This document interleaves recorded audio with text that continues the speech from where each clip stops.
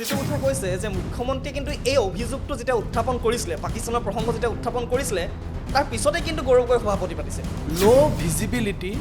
low risk. ল' risk ল' visibility low risk, low visibility to কি এইটো বহুত ডাঙৰ কথা। অৰ্থাৎ আপুনি সিদ্ধান্তটো গৌৰৱ গগৈয়ে উত্তৰ দিয়াৰ পিছত ল'লে নে পদত্যাগ কৰি গৌৰৱ গগৈ ডাঙৰীয়াৰ উত্তৰৰ মই পিছত লৈছোঁ। মোৰ ককা দেউতাই 2 বছৰ কাৰাবাস খাটিছিলে ফ্ৰীডম মুভমেণ্টত। আমি মুক্তিযোদ্ধা পৰিয়ালৰ ঘৰৰ ল'ৰা। গৌৰৱ গগৈ ডাঙৰীয়াক না কিবা ইনকুৱাৰী কমিটি কোনোবা পঠালে নে তেওঁক সুধিলে নে গৌৰৱ গগৈ ডাঙৰীয়াই নিজে অসমৰ মানুহক ক্লিয়াৰিফিকেশ্যন দিলে। এই হাঁহি ইনচাল্ট ইটিকিং আপুনি গৌৰৱ গগৈৰ যিখিনি কালি স্পষ্টীকৰণ বা যিখিনি প্ৰত্যুত্তৰ তাক লৈ সম্পূৰ্ণ আপুনি অসন্তুষ্ট গৌৰৱ গগৈ ডাঙৰীয়াই কি কাৰণত আৰ্মীৰ হেডকোৱাৰ্টাৰত উইদাউট ভিজা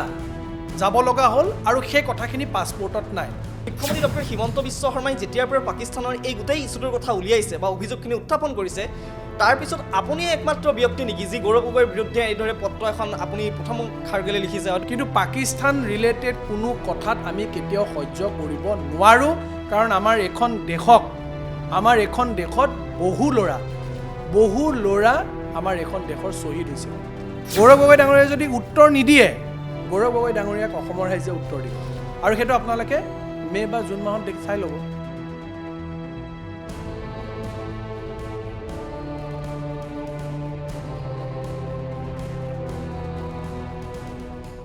নমস্কাৰ মই মৃদু পৱন আৰু মোৰ সৈতে আছে এগৰাকী যুৱনেতা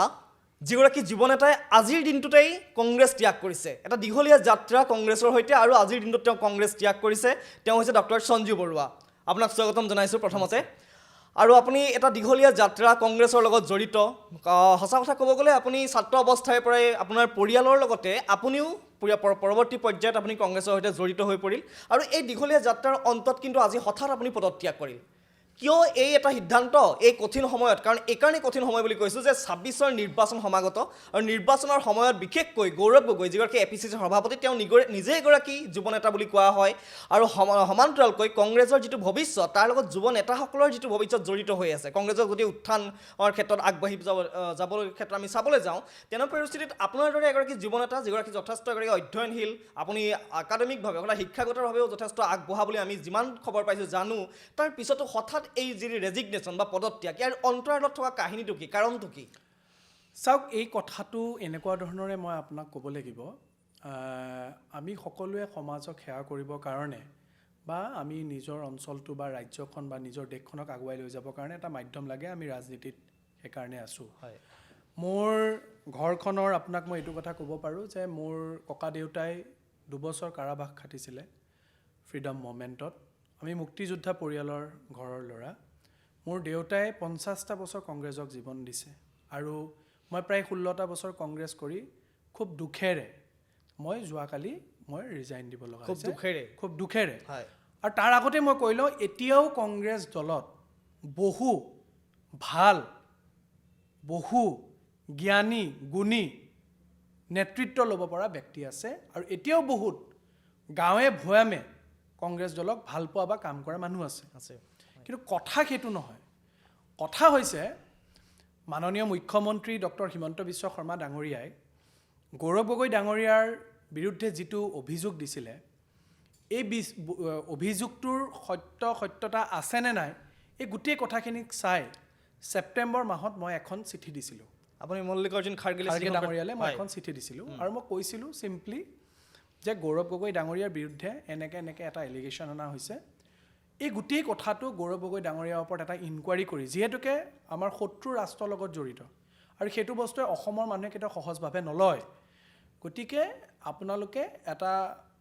উচ্চস্তৰীয় কমিটি এখন কৰি গৌৰৱ গগৈ ডাঙৰীয়াৰ পৰা গোটেই কথাখিনি ক্লিয়াৰিফিকেশ্যন লৈ with proof white and black পেপাৰত আপোনালোকে এইটো অসমৰ মানুহক জনাওক নহ'লে এই লাখ লাখ কংগ্ৰেছ যিসকল কৰ্মী আছে যিসকলে কংগ্ৰেছ দলক ভাল পায় এতিয়াও দিনে নিশাই একো নোপোৱাকৈ কষ্ট কৰি আছে সেইসকল মানুহে আকৌ ভুগিব লাগিব কাৰণ নেতৃত্ব যদি পাকিস্তানৰ লগত জড়িত হয় তে এইসকল ব্যক্তিটো ভুগিবই লাগিব এখন ছেপ্টেম্বৰত দিলোঁ চিঠি সেইখন চিঠিৰ ৰিপ্লাই নাপালোঁ আৰু তাৰ ইমিডিয়েটলি কেইদিনমানৰ পিছতে আমাৰ সকলোৰে মৰমৰ আমাৰ জুবিন দা আমাৰ মাজৰ পৰা গুচি যায় কথাটো কেইদিনমান তেনেকৈ থাকিলে পৰৱৰ্তী সময়ত মুখ্যমন্ত্ৰী ডাঙৰীয়াই আকৌ এই কথাটো উত্থাপন কৰোঁতে মই আকৌ এখন চিঠি দিলোঁ, যিহেতুকে ৰিপ্লাই মই পোৱা নাছিলোঁ। মই এইবাৰ ভাবিছিলোঁ যে এইবাৰ দ্বিতীয়খন চিঠি কেতিয়া দিছিলে? মই সেইখন ডিচেম্বৰ মাহত দিছোঁ মই। সেইখন চিঠি দিয়াৰ পিছত মই ডেফিনেটলি মই ভাবিছিলোঁ যে এইবাৰ ৰিপ্লাই দিব আৰু কিবা এটা হ'ব, যিহেতুকে নিৰ্বাচন আছে, এই গোটেই বস্তুখিনি চিৰিয়াছলি ল'ব, লৈ পেলাই এটা উচিত সিদ্ধান্ত ল'ব আৰু উচিত সিদ্ধান্তটো লোৱাৰ পাছত অসমৰ ৰাইজক ভালকৈ কথাখিনি জনাব। কিন্তু দুৰ্ভাগ্যজনকভাৱে AICC পৰা কোনো ৰিপ্লাই নাই। AICCয়ে কোনো ইয়াৰ ওপৰত তদন্ত নকৰিলে। গৌৰৱ গগৈ ডাঙৰীয়াক না কিবা ইনকুৱাৰী কমিটি কোনোবা পঠালে, নে তেওঁক সুধিলে, নে গৌৰৱ গগৈ ডাঙৰীয়াই নিজে অসমৰ মানুহক ক্লিয়াৰিফিকেশ্যন দিলে। এই হাঁহি ইনচাল্ট ইটিকিং হাঁহি ধেমালি কৰি পেলাই কিবা চিনেমা ফ্লপ চিনেমা পাকিস্তানৰ লগত এটা ইছ্যু বস্তুত তেনেকৈ তেওঁ ডাইভাৰ্ট কৰি থাকিলে। পৰৱৰ্তী সময়ত মুখ্যমন্ত্ৰী ডাঙৰীয়াই যিদিনাখন এই গোটেই কথাখিনি ক'লে, অৰ্থাৎ পৰহি, এই গোটেই কথাখিনি কোৱাৰ পিছত দুটা কথাত মানে মই চিন্তিত হ'লোঁ। বিশেষকৈ যোৱাকালি মুখ্যমন্ত্ৰী ডাঙৰীয়াই ক'লে, তাৰপিছত যোৱাকালি যেতিয়া প্ৰেছ কনফাৰেন্সখন গৌৰৱ গগৈ ডাঙৰীয়াই দিলে, মই মুখ্যমন্ত্ৰী ডাঙৰীয়াই গোটেই কথাখিনি কোৱাৰ পিছত মই গৌৰৱ গগৈ ডাঙৰীয়াই মই ৰিপ্লাইটোলৈ ৱেইট কৰিছিলোঁ। আৰু মুখ্যমন্ত্ৰী ডাঙৰীয়াই কওঁতে মই এটা কথা সাংঘাতিকভাৱে মই মানসিকভাৱে মই চিন্তা কৰিছিলোঁ যে এই ঘটনাটো কি হ'ল। যে তেখেতৰ ৱাইফে এটা কথা পাকিস্তানৰ তেওঁ যি NGOত কাম কৰে, সেই NGOৰ বা ইণ্ডিয়াৰ যি NGOক পাকিস্তানৰ লগত সম্পৰ্ক, সেই NGOক এটা ৰিপৰ্ট দিছিলে। সেই ৰিপৰ্টটোত লিখিছিলে ল' ভিজিবিলিটি ল' ৰিস্ক। ল' ভিজিবিলিটিটো কি, এইটো বহুত ডাঙৰ কথা। কোনোবা মানুহে অন্ধভাৱে কাৰোবাক ভাল পায়, গৌৰৱ গগৈক ভাল পায়, কিবা ছাপৰ্ট কৰিছে। আমিও যোৱাকালিলৈকে মই কংগ্ৰেছ দলত আছিলোঁ আবেলি 3টা বজালৈকে, সেইটো বেলেগ কথা। কিন্তু আমি এইটো কথা এনেকুৱা কাম কৰিব নোৱাৰোঁ যিবোৰ কামে আহি থকা জেনেৰেশ্যনে আমাক গোটেই জীৱন দুখ দিয়ে। ল' ৰিস্ক ল' ভিজিবিলিটি কিহৰ কাৰণে তেওঁৰ পত্নীয়ে কৈছে, এইটো কথাটো আমাক উত্তৰটো লাগিব। মই আজি ৰাজনীতিত আছোঁ, কাইলৈ নাথাকিব পাৰোঁ, একো ডাঙৰ কথা নহয়। কিন্তু এটা শত্ৰু ৰাষ্ট্ৰক আমাৰ এজন সন্মানীয় সাংসদৰ পত্নীয়ে ল' ৰিস্ক ল' ভিজিবিলিটি বুলি কৈ পেলাই ৰিপৰ্ট দিব, কেন্দ্ৰীয় চৰকাৰক বাইপাছ কৰি পেলাই আমি ষ্টেট গভৰ্ণমেণ্টৰ লগত কমিউনিকেট কৰিব লাগে, তাত ল' ৰিস্ক আৰু ল' ভিজিবিলিটি হ'ব, এইটো বহুত ডাঙৰ কথা, বহুত সাংঘাতিক ডাঙৰ কথা। আৰু দ্বিতীয়তে যোৱাকালি গৌৰৱ গগৈ ডাঙৰীয়াৰ ৰিপ্লাইটোত এটা সাংঘাতিক কথা ক'লে, যিটো কথা আৰু সহ্যৰ বাহিৰত। সেইটো কথা হৈছে আমাৰ প্ৰত্যেকখন দেশত আমাৰ ভিজাৰ কিছুমান এগ্ৰিমেণ্ট থাকে। সেই ভিজা এগ্ৰিমেণ্টৰ মতে পাকিস্তানত যিখন চিটিত যায় সেইখন চিটিৰে ভিজা ল'ব লাগে। এইখিনি কথা আমি সকলোৱে গম পাওঁ। গৌৰৱ গগৈ ডাঙৰীয়াই কি কাৰণত আৰ্মীৰ হেডকোৱাৰ্টাৰত উইদাউট ভিজা যাব লগা হ'ল আৰু সেই কথাখিনি পাছপৰ্টত নাই। যোৱাকালি গৌৰৱ গগৈ ডাঙৰীয়াই এই কথাখিনি মিডিয়াৰ আগত ৰাৱলপিণ্ডি কথাটো কৈছে, সেইটো মিডিয়াৰ আগত কৈছে। এই দুটা প্ৰশ্নৰ উত্তৰ গৌৰৱ গগৈ ডাঙৰীয়াই দিব লাগিব। আৰু এই প্ৰশ্নৰ উত্তৰ দুটা মই যেতিয়া AICCৰ পৰা নাপালোঁ, বা এই AICCক গৌৰৱ গগৈ ডাঙৰীয়াক ইনকুৱাৰী নকৰিলে, গতিকে ডেফিনেটলি মই এই প্ৰশ্ন দুটাৰ উত্তৰটো মই নাপাওঁ গৌৰৱ গগৈ ডাঙৰীয়াৰ পৰা। গতিকে মই এটা কথাই ভাবিছোঁ, মোৰ কনচাইন্সে মোক এলাউ নকৰে এজন এনেকুৱা ব্যক্তি, যিজন ব্যক্তি পাকিস্তানৰ লগত লিংক বুলি একিউজড হৈছে, সেইজন ব্যক্তিৰ আণ্ডাৰত মই কাম কৰা। মই কৈছোঁ মই মুক্তিযোদ্ধা পৰিয়ালৰ ল'ৰা, মই ৰাজনীতি কৰোঁ বা নকৰোঁ সেইটো মেটাৰ নকৰে, সেইটো অসমৰ মানুহৰ ওচৰতো মেটাৰ নকৰে আৰু মোৰ কাৰণেও মই মেটাৰ নকৰে। কিন্তু দেশৰ নিৰাপত্তা, অসম ৰাজ্যৰ নিৰাপত্তাৰ কথা আমি সকলোৱে চিন্তা কৰিব লাগিব। গতিকে গৌৰৱ গগৈ ডাঙৰীয়াক মই এই প্ৰশ্নটো কৰিছোঁ আৰু মই কংগ্ৰেছ দলৰ পৰা অব্যাহতি লৈছোঁ। আজি অলপ আগত আপোনালোকে প্ৰেছ কনফাৰেন্সত দেখিছে, মোৰ লগত আৰু বহুতো কংগ্ৰেছ দলৰ প্ৰাক্তন মন্ত্ৰীৰ পুত্ৰ, তেওঁ এজনে নেতৃত্ব দিয়া আমাৰ প্ৰদেশ কংগ্ৰেছত আছে, দেউৰী কমিউনিটি, ভাল লিডাৰ, তেওঁ ডেপুটি CM আছিলে। সৰ্বনাৰায়ণ দেউৰী ডাঙৰীয়াও একেলগে মোৰ লগত অলপ আগত পদত্যাগ কৰিছে, বহু ব্যক্তি বিষয়ববীয়া পদত্যাগ কৰিছে। আৰু এই গোটেই কথাটোক লৈ পেলাই অসমৰ মানুহৰ ঢলি কুঁৱলী হৈ আছে। ইলেকশ্যন আছে, এটা চামে ডিফেণ্ড কৰিব, এটা চামে ক'ব, সেইটো বেলেগ কথা। কিন্তু পাকিস্তান ৰিলেটেড কোনো কথাত আমি কেতিয়াও সহ্য কৰিব নোৱাৰোঁ, কাৰণ আমাৰ এইখন দেশত বহু ল'ৰা আমাৰ এইখন দেশৰ শ্বহীদ হৈছে। আপুনি চাওক, আপুনি ক'লে যে পৰহি দিনটো যেতিয়া মুখ্যমন্ত্ৰীয়ে যেতিয়া SITৰ প্ৰতিবেদন, সেই প্ৰতিবেদনখন যেতিয়া তেওঁ ৰাজহুৱা কৰিলে, তেতিয়া আপুনি ভালদৰে শুনিলে তাৰ পৰৱৰ্তী সময়ছোৱাত আপুনি গৌৰৱ গগৈৰ কি প্ৰত্যুত্তৰ হ'ব বা কি ধৰণে উত্তৰ দিয়ে তালৈ আপুনি অপেক্ষা কৰিছিলে অৰ্থাৎ আপুনি সিদ্ধান্তটো গৌৰৱ গগৈয়ে উত্তৰ দিয়াৰ পিছত ল'লে নে পদত্যাগ কৰিম গৌৰৱ বুলি গগৈ ডাঙৰীয়াৰ উত্তৰৰ মই পিছত লৈছোঁ উত্তৰৰ পিছত লৈছে মই আপুনি চাব মই ৰেজিগনেশ্যনখন কালি কেইটা বজাত দিছোঁ হয়। কালি দিল্লীত সাংবাদিকসকলে মোক লগ পাইছে আপুনি চাব মই কেইটা বজাত বাইট দিছোঁ মই গৌৰৱ গগৈ ডাঙৰীয়াৰ ৰেজিগনেশ্যনৰ পিছত সিদ্ধান্ত লৈছোঁ আৰু মই তেতিয়া ৰেজিগনেশ্যনখন মানে আপুনি গৌৰৱ গগৈৰ যিখিনি কালি স্পষ্টীকৰণ বা যিখিনি প্ৰত্যুত্তৰ তাক লৈ সম্পূৰ্ণ আপুনি অসন্তুষ্ট মই আপোনাৰ বহুত প্ৰশ্ন আছে তাৰ মাজত মই সকলো কথা বাদ দিছোঁ তেওঁ কৰিছে বেয়া কাম নাই কৰা তেওঁ ISI এজেণ্ট হয় নহয় মই সকলো বাদ দিছোঁ কিন্তু তেওঁ এই উত্তৰটো কিয় নিদিলে যে তেওঁ ৰাৱলপিণ্ডিত উইদাউট ভিজা কিয় গ'ল আৰু তেওঁৰ ৱাইফে ল' ৰিক্স ল' ভিজিবিলিটি কিয় গ'লে এই কথা দুটা তেওঁ নাই কোৱা কিন্তু নাই কোৱা তেওঁ গতিকে এই উত্তৰটো আমাক লাগিব এই উত্তৰটো গৌৰৱ গগৈ ডাঙৰীয়াই দিব লাগিব অসমৰ মানুহৰ ওচৰত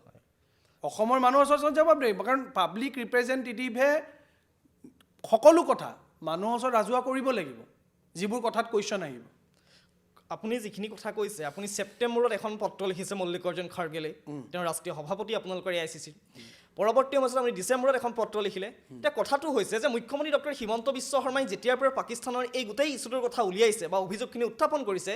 তাৰপিছত আপুনি একমাত্ৰ ব্যক্তি নেকি যি গৌৰৱ গগৈৰ বিৰুদ্ধে এইদৰে পত্ৰ এখন আপুনি প্ৰথম খাৰ্গেলৈ লিখিছে হয়তো আৰু কোনো নেতাই লিখা নাছিলে ইয়াক আঁৰত ক'ৰবাত নকৰা আপুনি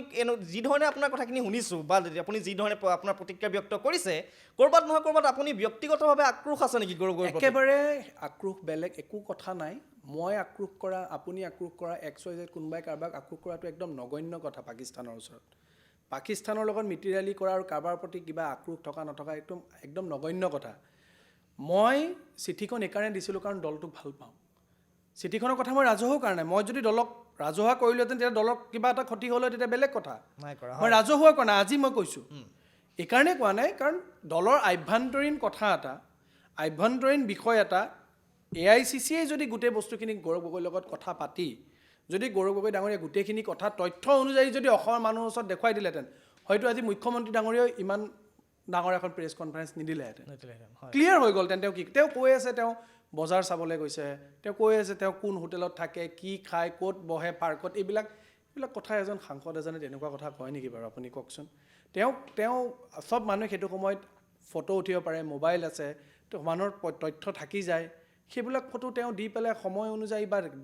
কোনদিনাখন ক'ত গৈছিলে সেইখিনি কথা ক'লে হয় তেওঁ ৰাৱলপিণ্ডি গৈছোঁ বুলি কৈছে ভয়ংকৰ কথা আৰু ৰাৱলপিণ্ডি তেওঁ ভিজা লোৱা নাই এইটো কেনেকুৱা আচৰিত কথা গতিকে সকলো কথা কম্প্ৰমাইজ কৰিব পাৰি কিন্তু আমাৰ যি শত্ৰু ৰাষ্ট্ৰ সেই শত্ৰু ৰাষ্ট্ৰৰ লগত কম্প্ৰমাইজ কৰিব নোৱাৰি মই ৰাজনীতি কৰোঁ বা নকৰোঁ মই আজি আপোনাক স্পষ্টকৈ কৈছোঁ ৰাজনীতি কৰোঁ নকৰোঁ সেইটো ডাঙৰ কথা নহয় কিন্তু শত্ৰু ৰাষ্ট্ৰৰ লগত যদি মই কম্প্ৰমাইজ কৰোঁ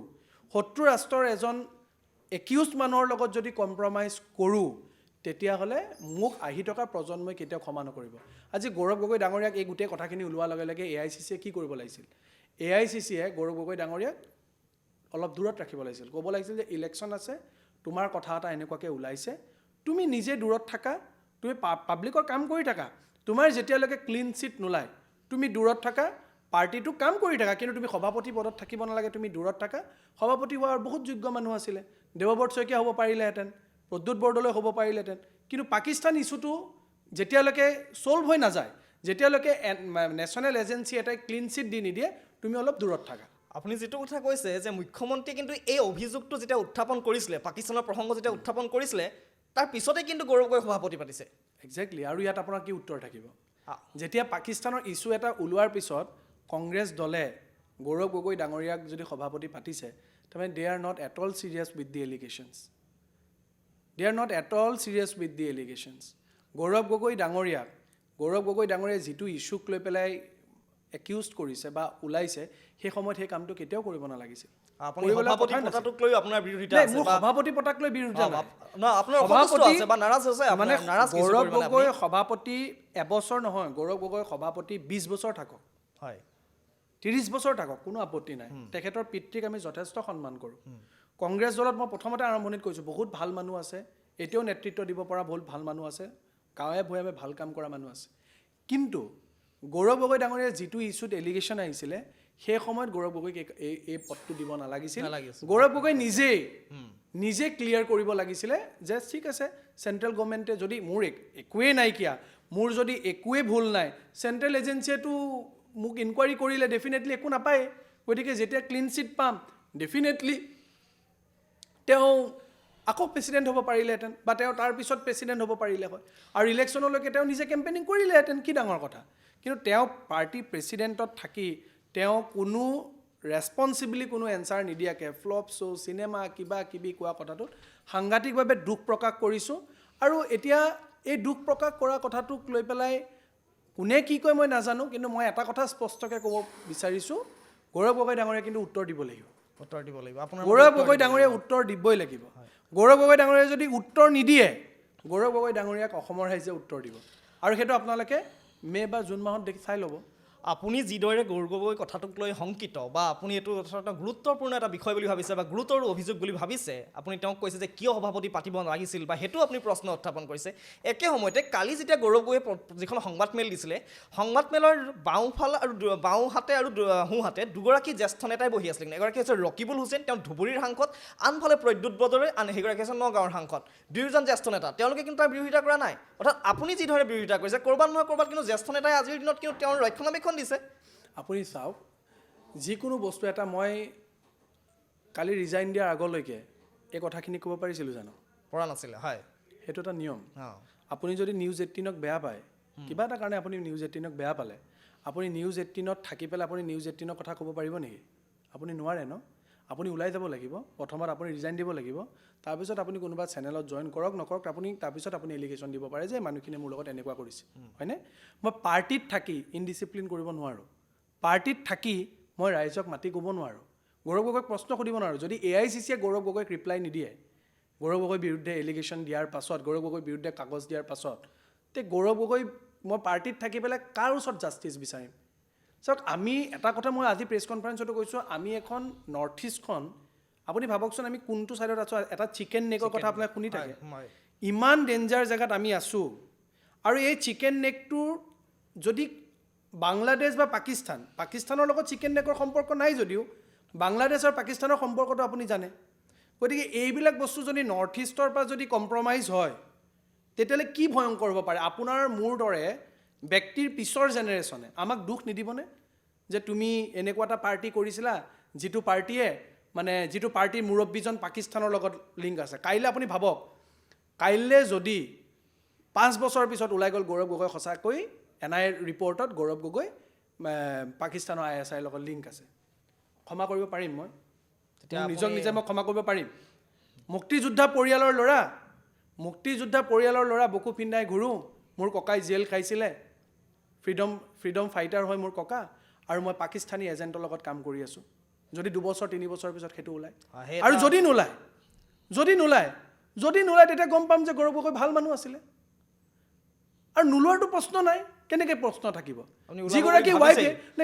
যিগৰাকী ৱাইফে ল' ৰিস্ক ল' ভিজিবিলিটি কয় যিজন ব্যক্তিয়ে ভিজা নোহোৱাকৈ ৰাৱলপিণ্ডি যায় তাত আপুনি কি পাব তাত আপুনি কি উত্তৰ দিব গতিকে এইটো এটা সাংঘাতিক কাম গৌৰৱ গগৈ ডাঙৰীয়াই কৰিছে আৰু গৌৰৱ গগৈ ডাঙৰীয়াৰ এই গোটেই বস্তুটোৰ ওপৰত পাকিস্তানৰ ইছ্যুটোক লৈ আমি একদম তীক্ষ্ণ প্ৰকাশ আপোনাৰ লগতে আৰু আপুনি বাৰু পদত্যাগ কৰিছে আৰু কোনোবা কংগ্ৰেছ নেতা এনেকুৱা ধৰণৰ এটা অৱস্থাত আছে আজিতো ধৰক পদত্যাগ কৰিছে আৰু কৰিছে আপুনি জনাইছে আজি সৰ্বনাৰায়ণ দেউৰীয়ে পদত্যাগ কৰিছে SC চেলৰ বিশ্বনাথ জিলাৰ সভাপতিয়ে পদত্যাগ কৰিছে এজন ষ্টেট কোঅৰ্ডিনেটৰে পদত্যাগ কৰিছে যুৱ কংগ্ৰেছৰ উপসভাপতিয়ে জিলাৰ উপসভাপতিয়ে পদত্যাগ কৰিছে সাধাৰণ সম্পাদকে পদত্যাগ কৰিছে জিলা যুৱ কংগ্ৰেছৰ আৰু সেই এজন ষ্টেট কোঅৰ্ডিনেটৰজন জিলাৰ সম্পাদক হয় তেওঁ পদত্যাগ কৰিছে বহু যিসকল ব্যক্তিয়ে মোৰ লগত দিনে ৰাতি লাগি থাকে সেইসকল ব্যক্তি আজি বিশ্বনাথৰ পৰা আহিছে পৰৱৰ্তী সময়ত কাইলৈ মই বিশ্বনাথত গৈ আছোঁ তাৰপিছত ৰাইজৰ লগত কথা পাতি এটা সিদ্ধান্ত ল'ম কি হয় এতিয়া আপোনাৰ কথাখিনি শুনি মোৰ আৰু এটা মনলৈ আহিছে প্ৰশ্ন সেইটো হৈছে এনেকুৱা যে গৌৰৱ গগৈৰ যিখিনি কথা আপুনি ক'লে বা আপোনাৰ যিখিনি আপুনি কিয় পদত্যাগ কৰিছে কৈছে কিন্তু এতিয়া আপোনালোকৰ যিটো ৰাষ্ট্ৰীয় কংগ্ৰেছ অৰ্থাৎ যিটো AICC তেওঁলোকেও ক'ৰবাত নহয় ক'ৰবাত আপোনালোকে দলটোক মনে প্ৰাণে ভাল পাওঁ বুলি কৈছে বা আপোনালোকে দীৰ্ঘদিন 16 বছৰ ধৰি আপুনি কাম কৰি আছে এই যি AICC মল্লিকাৰ্জুন খাৰ্গেই হওক বা গান্ধী পৰিয়ালেই হওক তেওঁলোকেও ক'ৰবাত নহয় ক'ৰবাত যদি ধৰি লওঁ আপুনি এগৰাকী তৃণমূল কৰ্মী মই ধৰি লৈছোঁ যদিও আপুনি পদত আছিলে তথাপি মই ধৰি লৈছোঁ এগৰাকী আপুনি তৃণমূল কৰ্মী আছিলে অৰ্থাৎ আপোনালোকৰ কৰ্মীসকলৰ মত যেন ক'ৰবাত নহয় ক'ৰবাত তেওঁলোকে নুশুনে এই কথাবিলাকেতো এতিয়া স্পষ্টকৈ প্ৰমাণ পোৱা গৈছে সেইটোতো হয় এইকাৰণে মই কৈছোঁ তাৰমানে গৌৰৱ গগৈ ডাঙৰীয়াই তেওঁলোককো অনুসৰণ কৰা নাই নাই কৰা এইকাৰণে অনুসৰণ কৰা নাই বুলি গৌৰৱ গগৈ যথেষ্ট আপোনাৰ বিশ্বাসী হ'ল গৌৰৱ গগৈ তেওঁলোককো অনুসৰণ কৰা নাই আজি ৰাজীৱ গান্ধী ডাঙৰীয়াৰ পত্নী সোনিয়া গান্ধী ডাঙৰীয়ানী তেওঁ ইটালীৰ হয় কিন্তু তেওঁ ভাৰতীয় নাগৰিক হয়নে তেওঁ ভাৰতীয় নাগৰিক কিন্তু তেওঁ ইটালীৰ চিটিজেন নহয় এতিয়া হয়নে গতিকে গৌৰৱ গগৈ ডাঙৰীয়াই নিজৰ পত্নীক ইণ্ডিয়ান চিটিজেনশ্বিপ কৰিব নোৱাৰিলেহেঁতেন নে সেইটো তেওঁৰ ব্যক্তিগত কথা নকৰাটো কনষ্টিটিউচনেলি ভুল বুলি মই নকওঁ আপোনাক মই একদম চিম্পল এক্সাম্পল এটা দিছোঁ আপোনাৰ ষ্টুডিঅ'ত মই আজি আপুনি মাতিছে মই আহিছোঁ মই গেঞ্জি আৰু হাফ পেণ্ট এটা পিন্ধি পেলাই আপোনাক মই যদি লাইভটো কৰিলোঁ হয় আপুনি মোক কি ক'লে হয় আপুনি কেনেকৈ কৰিব গেঞ্জি আৰু হাফ পেণ্টটো পিন্ধি হয়নে কিয় ক'লে হয় এইকাৰণে ক'লে হয় যে গেঞ্জি আৰু হাফ পেণ্ট পিন্ধি পেলাই মই যদি লাইভত আহোঁ অসমৰ মানুহে ভাল নাপায় মানুহৰ এটা মৰেল ৰেছপনচিবিলিটি থাকিব লাগে খোৱা পিন্ধা যি কথাত হওক যে কনষ্টিটিউশ্যনে মোক কোৱা নাই যে তুমি লং পেণ্ট আৰু শ্বাৰ্ট পিন্ধি পেলাই ইয়াত তুমি লাইভটো কৰিব লাগিব কৈছে নেকি ক'ৰবাত বা হাফ পেণ্ট আৰু গেঞ্জি পিন্ধি পেলাই তুমি কৰিব নোৱাৰিবা কিন্তু এইটো মোৰ নিজৰ ৰেছপনচিবিলিটি গৌৰৱ গগৈ ডাঙৰীয়াৰ নিজৰ মৰেল ৰেছপনচিবিলিটি আছিল এজন পাব্লিক ৰিপ্ৰেজেণ্টেটিভ হিচাপে যে তেখেতৰ ৱাইফ ইগৰাকী ইণ্ডিয়ান চিটিজেন কৰি ৰখাটো নকৰাটো মই ভুল বুলি মই নকওঁ কিন্তু এজন পাব্লিক ৰিপ্ৰেজেণ্টেটিভে নিজৰ পত্নীক পাৰিলে হয় ইউৰোপিয়ান দেশৰ পৰা আহিছে অসমত লাড়ু পিঠা খাই বিহু নাচি অসমৰ কালচাৰৰ লগত মিলি ধুনীয়াকৈ থাকিব পাৰিলেহেঁতেন অসমৰ মানুহে ইমান সকলোকে আঁকোৱালি লয় গৌৰৱ গগৈ পত্নীক আঁকোৱালি নল'লেহেঁতেন নেকি বিদেশী হ'ল কি হ'ল ইয়াত সকলো লগত মিলি পেলাই থাকিলে হয় আপোনাৰ মতে গৌৰৱ গগৈ ভুল কৰিছে এইটো মই ভুল বুলি মই নকওঁ কনষ্টিটিউচনেলি ভুল নহয় কিন্তু মৰেলি তেওঁ এইটো ভুল কাম কৰিছে বুলি মই ভাবোঁ কিয় ভাবোঁ তেওঁ পাৰিলেহেঁতেন কিন্তু কনষ্টিটিউচনেলি ভুল নহয় নোহোৱাকৈ থাকিব পাৰে মানে কৰিবই লাগিব বুলি কথা নহয় কিন্তু তেওঁ পাৰিলেহেঁতেন মোক কথাখিনিত কোনোবাই হয়তো বেয়া পাব পাৰে কোনোবাই হয়তো ক'ব পাৰে যে নিজৰ ব্যক্তিগত কথা কিন্তু নিজক বিবেকক আপোনালোকে সুধি চাওকচোন কিয় নোৱাৰিলেহেঁতেন আমাৰ বিদেশ ৰাষ্ট্ৰৰ বা বিদেশৰ এগৰাকী ছোৱালী বিয়া পাতি আনিছে একো বেয়া কথা নহয় বিয়া পাতি অনাৰ পিছত আমাৰ এগৰাকী অসমীয়া হ'ব পাৰিলেহেঁতেন ভাৰতীয় হ'ব পাৰিলে হয় আমাৰ ইয়াতে অসমত লাড়ু পিঠা খাই বিহু নাচি সকলোৰে লগত মিলি জুলি থাকি নোৱাৰিলেহেঁতেন জানো আপুনি কওকচোন গতিকে আৰু বাকী মই নাবালক বাচ্চাকেইটাৰ কথা মই নকওঁ সেইটো গৌৰৱ গগৈ মানসিকতাৰ ওপৰত কথা তেওঁ কি কৰে কিন্তু সকলো বস্তুৰ ওপৰত অসমৰ মানুহে ভালকৈ তীক্ষ্ণ নজৰ ৰাখিছে আৰু আপোনাৰ এটা প্ৰশ্ন আছে যে প্ৰশ্নটো এনেকুৱা বিহালীৰ যেতিয়া উপনিৰ্বাচন হৈছিলে উপনিৰ্বাচনৰ সময়ত আমি এটা খবৰ পাইছিলোঁ ক'ৰবাত নহয় ক'ৰবাত আপোনাৰ আৰু গৌৰৱ গগৈ তেওঁলোকৰ আপোনালোক দুজনৰ মাজত যেন ক'ৰবাত নহয় ক'ৰবাত এটা সংঘাত হৈছিলে সংঘাতৰ এনেকুৱা এটা মুখামুখি এটা হতাহতি পৰ্যায় পাইছিলে বুলি আমি খবৰ পাইছোঁ তেনেকুৱা একো কথা নাই সেইবিলাক মই কৈছোঁ এইবিলাক সৰু সৰু ইছ্যু কেতিয়াবা কাৰোবাৰ লগত মতানৈক্য থাকিব পাৰে সেইটো মতানৈক্য এতিয়া ধৰক কেতিয়াবা মই এতিয়া চাওক মই ভুৱনেশ্বৰ কলিতা ডাঙৰীয়াৰ লগত কাম কৰিছোঁ অঞ্জন দত্ত ডাঙৰীয়া প্ৰয়াত অঞ্জন দত্ত ডাঙৰীয়া তেখেতৰ লগত কাম কৰিছোঁ ভূপেন বৰা ডাঙৰীয়াৰ লগত ক'লোঁ ৰিপুণ বৰা ডাঙৰীয়াৰ লগত কাম কৰিছোঁ কেতিয়াবা আমি কথাত তেওঁ ডিচিশ্যনটো এ লয় মই বি কওঁ কোনোবাই বি লয় মই চি কওঁ বা মই চি ক'লোঁ তেওঁ বি ক'লে পাৰ্টিৰ মাজত সেইটো থাকে যে এইটো ডিচিশ্যন ভুল হৈছে আমি এনেকৈ কৰা ভাল মতানৈক্য থাকিব পাৰে সেইটোত কামত মতানৈক্য থাকিব পাৰে ব্যক্তিগতটো একো নাই কামৰ মতানৈক্য ক'ৰবাত থাকিব পাৰে তো সেইটো একেবাৰে সৰু কথা সেইটোত একো প্ৰব্লেম নাই কাৰণ মই ইমানকেইজন সভাপতিৰ লগত কাম কৰিছোঁ তেখেতৰ লগতো ক'ৰবাত এটা তেওঁ ইয়াছ কৈছে মই ন' ক'ব পাৰোঁ মই ন' কৈছোঁ তেওঁ ইয়াছ ক'ব পাৰে কামৰ ক্ষেত্ৰত আমি এটা আমাৰ এটা ডিচিশ্যন কালেক্টিভ ডিচিশ্যন এটাত কেতিয়াবা কাৰোবাৰ কিবা ভুল হ'ব পাৰে এইটোৱে ইয়াছ কৈছে এইটোৱে ন' কৈছে কিন্তু সেইটোক লৈ মই একেবাৰে সৰু ইছ্যু এইবিলাক লৈ মই নাভাবোঁ কিবা ডাঙৰ কথা কিন্তু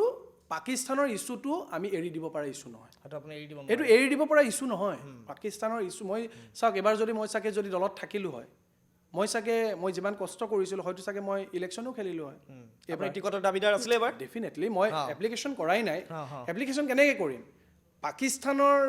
লিংকত থকা ব্যক্তি এজনৰ তাত মই মানসিকভাৱে আজি 6 মাহ 7 মাহ ধৰি পেলাই পাকিস্তান ইছ্যুটো মোৰ মানসিকতাত মোৰ এনি টাইম মানসিকভাৱে মই কথাটো চিন্তা কৰি আছোঁ আপোনালোকে কোনো শ্ব'ত নাপায় মোক আপোনালোকৰ শ্ব'ত মই আহিছোঁ জানো 6 মাহ ধৰি মইতো ছিনিয়ৰ নাই মই কমপ্লিট আঁতৰি আছোঁ এই ইছ্যু কাৰণ মই যেতিয়া ৰিপ্লাইটো দিলেহেঁতেন AICCৰ পৰা মই আকৌ এক্টিভ হ'লোঁ হয় যেতিয়া AICCয়ে ৰিপ্লাই নাই দিয়া যেতিয়া গৌৰৱ গগৈ ডাঙৰীয়াৰ ওপৰত একো সেইটো সিদ্ধান্ত লোৱা নাই তেতিয়া কিয় কাৰণে মই কৰিম কাৰণ যদি মই কৰোঁ তেতিয়াহ'লে মই কম্প্ৰমাইজ কৰা হ'ব মই কিয় কৰিম গতিকে মই কম্প্ৰমাইজ কৰা কাম মই নকৰোঁ আগলৈও নকৰোঁ য'ত বেয়া দেখিম তাত মই ক'ম আৰু ময়ো নকওঁ যে মই একদম বহুত কিবা ভাল মোৰ কেতিয়াও জীৱনত ভুল হোৱা নাই মই নকওঁ মানুহ মাত্ৰে মানুহৰ ভুল হ'ব পাৰে কিন্তু যিটো ভুলে দেশৰ হানি কৰিব যিটো ভুলে ৰাজ্যৰ হানি কৰিব যিটোৰ ভুলে সমাজখনক হানি কৰিব সেই ভুলৰ ক্ষমা নাই এই ইছ্যুটোৱে আপোনাৰ নিৰ্বাচনত প্ৰভাৱ পেলাব বুলি ভাবে কংগ্ৰেছৰ ক্ষেত্ৰত এইটো ডেফিনেটলি অসমৰ মানুহ খুব ভালকৈ জানে কাক কেনেকৈ কি কৰিব লাগে ক'ত ভোট দিব লাগে কি কৰিব লাগে সেইটো আৰু আমি ক'ব নালাগে অসমৰ মানুহে জানে গৌৰৱ গগৈ ডাঙৰীয়াই যদি এই গোটেই ইছ্যুটো মই যিখিনি কথা ক'লোঁ এতিয়াও সময় আছে তেখেতৰ পত্নী ভিজিবিলিটি আৰু ৰিক্সৰ কথাটো কিয় ক'লে ক্লিয়াৰ কৰক তেওঁ ভিজা নোহোৱাকৈ ৰাৱলপিণ্ডি কিয় গৈছিল সেইটো তেওঁ ক্লিয়াৰ কৰক অসমৰ মানুহ এতিয়াও গৌৰৱ গগৈ হয়তো ভাল পাব পাৰে এইখিনি যদি সঁচাকৈ ক্লিয়াৰ কৰিব পাৰে আৰু যদি নোৱাৰে উত্তৰ লাগিবই আপোনাক এই দুটা যদি ক্লিয়াৰ কৰিব নোৱাৰে মই কৈছোঁ কোনো কালে কোনো দিনে যেনেকৈ আপুনি চাওক সোনিয়া গান্ধী ডাঙৰীয়া মোৰ এতিয়া যথেষ্ট তেওঁৰ প্ৰতি ৰেচপেক্ট আছে ৰাহুল গান্ধী ডাঙৰীয়াৰ লগত আমাৰ পাৰ্চনেলি ভাল আছিলে সোনিয়া আছিলে এতিয়া তাই মানে এতিয়া মই কংগ্ৰেছ ৰিজাইন দিয়াৰ পিছততো ডেফিনেটলি আমি মানে ৰিজাইন দিয়াৰ পিছত আৰু প্ৰশ্ন নুঠে সোনিয়া গান্ধী ডাঙৰীয়ানী নিজেই হওক বা দলেই হওক ইটালীৰ চিটিজেন আছিল কাৰণে আহি ইণ্ডিয়ান চিটিজেন হোৱাৰ পাছতো তেওঁ প্ৰধানমন্ত্ৰী নহ'ল গৌৰৱ গগৈ ডাঙৰীয়াই যদি এই দুটা ইছ্যু ক্লিয়াৰ কৰিব নোৱাৰে গৌৰৱ গগৈ ডাঙৰীয়াই যদি এই দুটা ইছ্যু এই দুটা কথা যে মই ক'লোঁ এই দুটা কথা যদি গৌৰৱ গগৈ ডাঙৰীয়াই যদি ক্লিয়াৰ কৰিব নোৱাৰে গৌৰৱ গগৈ ডাঙৰীয়াৰ যি সপোন লৈ পেলাই চকীখনত যে বহি আছে দিনে ৰাতিয়ে এই সপোনটো আপোনালোকে চবেই জানে গৌৰৱ গগৈ ডাঙৰীয়াৰ নেক্সট সপোনটো কি এই সপোনটো সাৰ্থক হ'ব নোৱাৰে কাৰণ পাকিস্তানৰ ইছ্যুটো তেওঁ ক্লিয়াৰ কৰিবই লাগিব যেতিয়ালৈকে ক্লিয়াৰ নকৰে তেওঁ সপোন পূৰ্ণ নহয় যদি পাকিস্তানৰ ইছ্যু তেওঁ ক্লিয়াৰ নকৰে পাকিস্তানৰ ইছ্যু ক্লিয়াৰ নকৰিলে তেওঁ সপোন কেতিয়াও ক্লিয়াৰ হ'ব নোৱাৰে আৰু তেওঁ সপোন কেতিয়াও সাৰ্থক হ'ব নোৱাৰে আপুনি 16 বছৰ কংগ্ৰেছ কৰিলে আপুনি পদত্যাগ কৰিলে আজিৰ দিনটোত ইয়াৰ পিছত নিশ্চয় আপোনাৰ কিবা এটা ভৱিষ্যত পৰিকল্পনা থাকিব যে কোনোবা দলত আপুনি যোগদান কৰিব কাৰোবাৰ প্ৰতি আকৰ্ষিত আজিৰ দিনত আজিৰ তাৰিখত মই তেনেকুৱা কথা একো চিন্তা কৰা নাই এই বৰ্তমান সময়ত পৰৱৰ্তী সময়ত মই চিন্তা চৰ্চা কৰি মোৰ সমষ্টিৰ মানুহ বিশ্বনাথৰ আৰু মোক যিসকল ব্যক্তিৰ লগত মোৰ ভাল অসমৰ শদিয়াৰ পৰা ধুবুৰীলৈকে যিসকল ব্যক্তিৰ লগত একেলগে ইমান দিনে কংগ্ৰেছ কৰিছিলোঁ বা অৰাজনৈতিক যিসকল ব্যক্তি সেই গোটেই সকলোৰ লগত যিমানখিনিৰ লগত পৰা যায় বিভিন্ন মানুহে কালিৰ পৰা ফোন কৰি আছে সকলোৰ লগত কথা পাতি এটা উচিত সিদ্ধান্ত ল'ম খুব সোনকালে ল'ম বুলি ভাবিছোঁ ৰাইজৰ লগত কথা পাতি সেই সিদ্ধান্তটো আপোনালোকৰ জৰিয়তে অসমৰ ৰাইজক জনাম মানে আপুনি কোনোবা এটা দলত হয়তো যোগদান কৰে মই মানুহৰ লগত ৰাইজৰ লগত কথা পাতি লওঁ ৰাইজে যি কয় যেনেধৰণৰ নিজাববীয়াকৈ সিদ্ধান্ত ৰাজনীতিত আচলতে সকলো লোৱাটো ঠিক কথা নহয় কাৰণ ৰাইজৰ বিৰুদ্ধে আপুনি থাকিব নোৱাৰে ৰাইজে যেনেধৰণৰে ৰাইজৰ দিহা পৰামৰ্শ লৈ ৰাইজে যিখিনি কথা কয় ৰাইজৰ দিহা পৰামৰ্শ লৈ ৰাইজৰ আশীৰ্বাদ লৈ কিবা এটা নিশ্চয় ভাল কাম কৰিম অসমৰ কাৰণে সাংঘাতিক নিজৰ জেগাৰ কাৰণে বিশ্বনাথ চাৰিআলিৰ কাৰণে সাংঘাতিক কাম কৰা হেঁপাহ আছে কাম কৰি যাম যেনেধৰণৰে হওক কাম কৰি যাম আৰু আপোনালোকৰতো নজৰ থাকিবই আমি কেনেকুৱা কাম কৰোঁ নিৰ্বাচন আহি আছে আপুনি কংগ্ৰেছত আছিলে আজি পদত্যাগ কৰি এইটো এটা বেলেগ বিষয় এই নিৰ্বাচনত আপুনি কি দেখিছে কি হ'ব পাৰে ফলাফলটো কি হ'ব পাৰে কাৰণ আপুনি ৰাজনীতিৰ লগত জড়িত এগৰাকী ব্যক্তি চাওক মইতো এতিয়া ধৰক এক নম্বৰ কথাটো জ্যোতিষী নহয় ক'বলৈ দিগদাৰ তথাপি আপুনি এটাটো কিন্তু অসমৰ মানুহে তাৰ মানে সিদ্ধান্ত ল'ব কাক ভোট দিয়ে কি কৰে অসমৰ মানুহে সিদ্ধান্ত ল'ব যে পাকিস্তানৰ লগত লিংক থকা মানে নেতাজনক ভোট দিব নে আপোনাৰ বেলেগক ভোট দিব এই গোটেই কথাখিনি অসমৰ মানুহে নিৰ্ণয় ল'ব মই কোৱাটো অহংকাৰ মই সেইটো একো নকওঁ এতিয়া কোন পাৰ্টিক দিব লাগে নালাগে কাৰণ মই এতিয়া কোনো দলত নাই মই এটা কথাই কওঁ অসমৰ মানুহে যি সিদ্ধান্ত ল'ব সেই সিদ্ধান্ত আমি মানি ল'ম আৰু অসমৰ মানুহে সঠিক সিদ্ধান্ত ল'ব বুলি আমি জানো অসমৰ মানুহ গুণী জ্ঞানী অসমৰ মানুহে ভালকৈ জানে কোন মানুহক কেতিয়া ভোট দিব লাগে কোন মানুহক কি কৰিব লাগে AICCৰ বিৰুদ্ধেতো মাজে মাজে প্ৰশ্ন উত্থাপন হয় বা বহুকেইটা অভিযোগ উত্থাপন হয় কিন্তু এতিয়া কংগ্ৰেছ দলটোৰ অৱস্থা এনেকুৱা পাইছে এগৰাকী আপুনিও জীৱন এটা আপুনি গুৱাহাটী বিশ্ববিদ্যালয়ত সাধাৰণ সম্পাদকৰ দৰে পদত গুৰু দায়িত্ব চম্ভালিছিল পৰৱৰ্তী সময়ত আপুনি জড়িত হৈ পৰিছে আপোনাৰ পিতৃও আছে এইটো বেলেগ বিষয় কিন্তু যদিহে কংগ্ৰেছত এনেধৰণে আপোনালোকৰ দৰে উঠি অহা নতুন প্ৰজন্মই বা যুৱ নেতাসকলে আঁতৰি গৈ থাকে তেনে দলটোৰ ভৱিষ্যত কি হ'বলৈ গৈ আছে অলপ ভাবিবলগীয়া হয়। কাৰণ এইকাৰণে মই কৈছোঁ, চাওক, মধ্যপ্ৰদেশত 2018 চনৰ নিৰ্বাচনত জয়ী হৈছিলে। জ্যোতিৰাদিত্য সিন্ধিয়াক মুখ্যমন্ত্ৰী পাতিব পাৰিলেহেঁতেন, কিন্তু নাপাতিলে। কাক পাতিলে? কমল নাথক। পৰৱৰ্তী সময়ছোৱাত জ্যোতিৰাদিত্য সিন্ধিয়া বিজেপিত যোগদান কৰিলে আৰু আজি তেওঁ কেন্দ্ৰীয় মন্ত্ৰী। জিতিন প্ৰসাদ এগৰাকী যুৱ নেতা আছিলে, তেওঁ এগৰাকী শক্তিশালী যুৱ নেতা আছিলে, তেওঁ প্ৰাধান্য নাপালে। আজিৰ দিনত তেওঁ ৰাজ্যসভাৰ সাংসদ, তেওঁ কেন্দ্ৰীয় মন্ত্ৰী। মিলিন্দ দেওৰা এগৰাকী মহাৰাষ্ট্ৰৰ যুৱ নেতা, শক্তিশালী নেতা আছিলে, তেওঁ কোনো কাৰণে তেওঁ বিজেপিত কংগ্ৰেছত থাকিব নোৱাৰিলে। তেওঁ আজি একনাথ সিন্ধে শিবিৰত যোগদান কৰিলে আৰু তেওঁ আজি কেন্দ্ৰীয় মন্ত্ৰী বা তেওঁ ৰাজ্যসভাৰ সাংসদ। শচীন পাইলটত এতিয়াও শচীন পাইলট থকা নথকা কেন্দ্ৰিক হৈ আছে, তেওঁ আছে নাই, তেওঁ ৰাজস্থানৰ মুখ্যমন্ত্ৰী নপতাৰ পিছত বিসম্বাদ হ'ল। এতিয়া গৈ থৈ দলটো এইটো যদি অৱস্থা হয়গৈ যে গান্ধী পৰিয়ালৰ অনুগত হ'ব লাগিব, আস্থাভাজন হ'ব লাগিব। হয়তো গৌৰৱ গগৈ খুব বেছি ৰাহুল গান্ধীৰ লগত এটা ভাল সম্পৰ্ক, ঘনিষ্ঠ আৰু আস্থাভাজন আছিলে কাৰণে আজি এইটো সভাপতি পদ পালেগৈ। যদিহে এয়াই হৈ থাকে, ধৰি লৈছোঁ আপুনি আজি পদত্যাগ কৰিছে, কিন্তু এয়াইতো আপোনালোকে দেখি আছিলে কংগ্ৰেছ দলটো, যদিহে এনেধৰণেই চলি থাকে, দলটো থাকিবগৈ এনেকৈ এই গতিত থাকিলে? চাওক, গণতন্ত্ৰত বিৰোধী আৰু চৰকাৰ দুইখনে শক্তিশালী হ'ব লাগে। আমাক সেইকাৰণে মানে বিউটি অফ ডেমক্ৰেচি বুলি কয়। এতিয়া অপজিশ্যনত যি পাৰ্টীয়ে নাথাকক, সেই পাৰ্টী শক্তিশালী হৈ থকাটো এইকাৰণে দৰকাৰ যাতে ৰাইজৰ মংগল হওক। কাৰণ চৰকাৰে ভুল কৰিব পাৰে, সেইবোৰ অপজিশ্যনে দেখুৱাই দিব লাগে। মই নাভাবোঁ যে অপজিশ্যনত থাকিলে কোনোবা শক্তিশালী কম হয়, কাম কৰিব নোৱাৰে, বা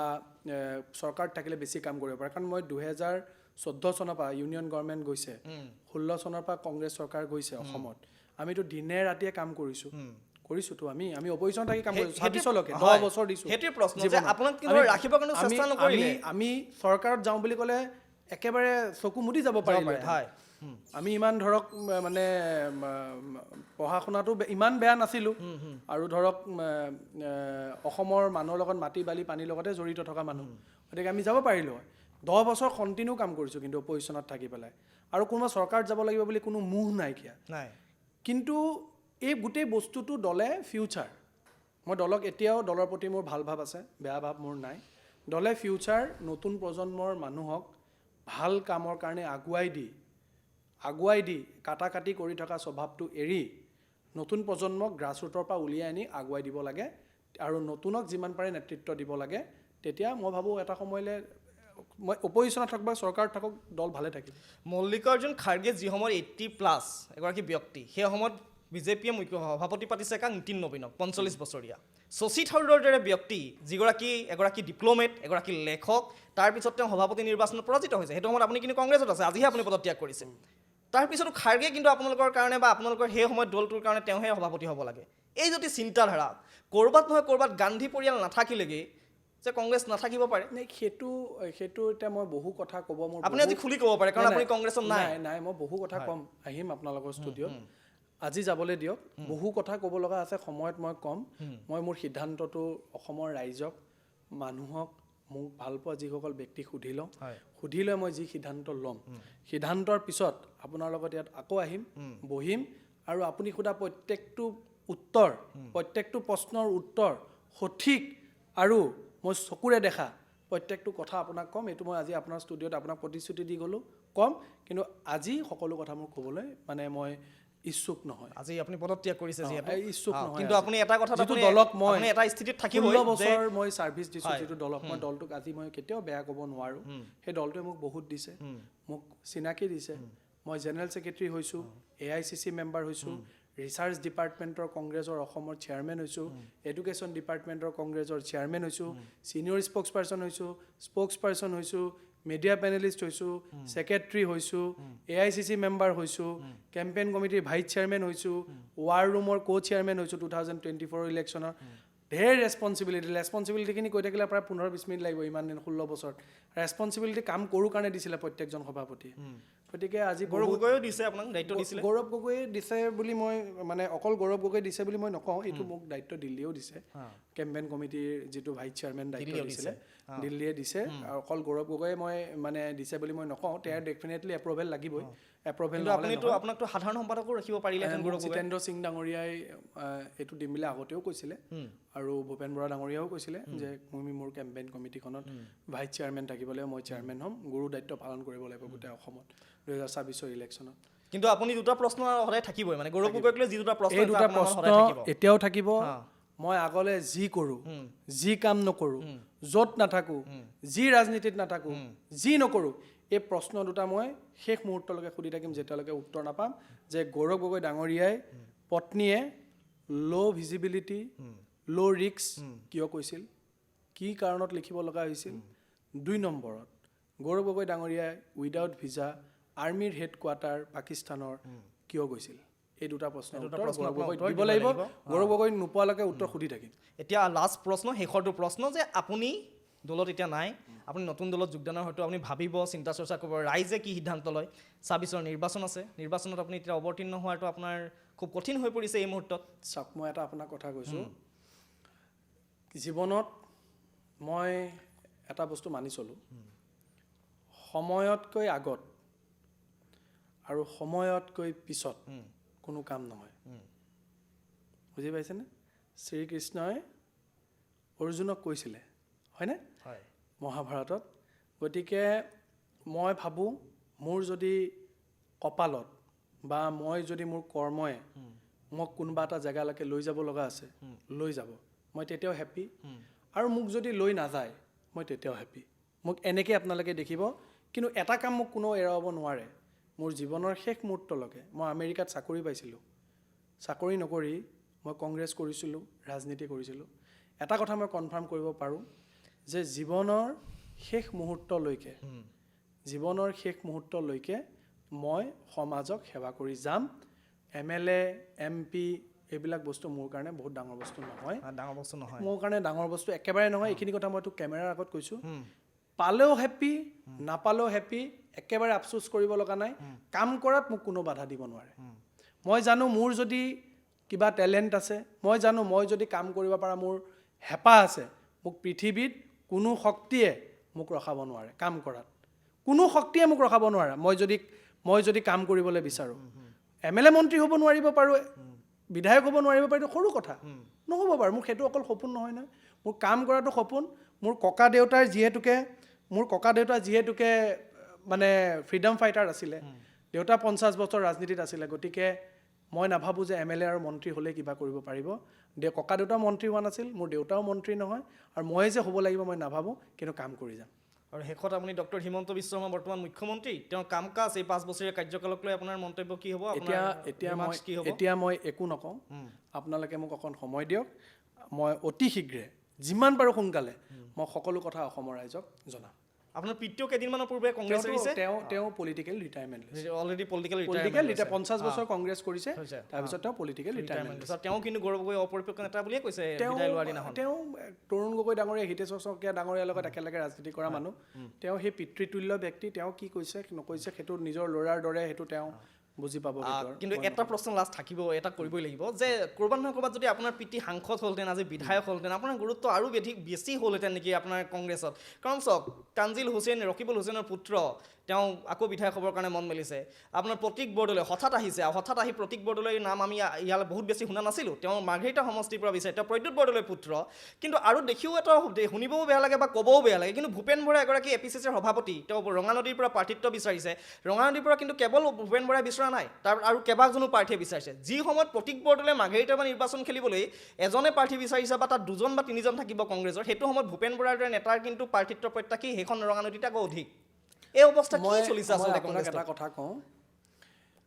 মই কি কৰোঁ ৰাজনীতিত পিছৰ কথা। মই এটা কথা আপোনাক ক'ব পাৰোঁ, ভূপেন বৰা ডাঙৰীয়াই যেতিয়া প্ৰদেশ কংগ্ৰেছৰ সভাপতি আছিলে, দলটোত বহুত কষ্ট কৰিছিলে। মানুহক কেতিয়াও এটা মিছলিড কথা ক'ব নাপায়। মই ৰিপুণ বৰা ডাঙৰীয়াৰ লগত কাম কৰিছিলোঁ, তেওঁ যথেষ্ট কাম কৰিছিল, দিনে নিশাই আমি কাম কৰিছিলোঁ। মই অঞ্জন দত্তৰ লগত কাম কৰিছোঁ, ডাঙৰীয়াৰ লগত কাম কৰিছিলোঁ, মোৰ পিতৃৰ লগৰ তেওঁৰ লগতো মই যথেষ্ট কাম কৰি দেখিছোঁ কি স্পিৰিটত কাম কৰে। ভুৱনেশ্বৰ কলিতা ডাঙৰীয়াৰ লগতো কাম কৰিছোঁ।